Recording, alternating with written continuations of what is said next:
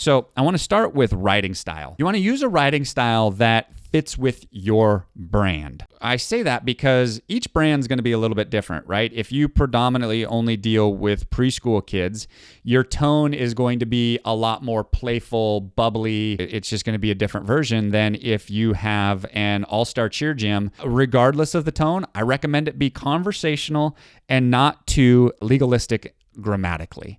So I want this to be just like you and I sitting down and having a conversation. And when you do that, when you write in that way versus technical writing is very, very different. And so don't feel like you have to be a writer in college to be able to write emails.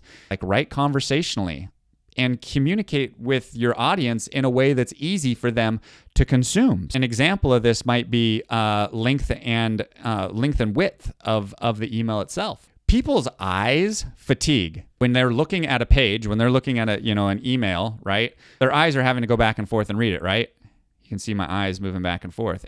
So when you write an email, you shouldn't make your lines any wider than about 600 pixels. If you break up chunks of an email into bite-sized pieces where no thought is more than 4 or 5 lines, it makes the email look like it's easier to read versus a whole block of text. So you have to be careful with this and break your sentence structure up so that it can make sense, but don't get too legalistic, like all of these have to go together. Oh, subject line and body. I want you to think about it in terms of this.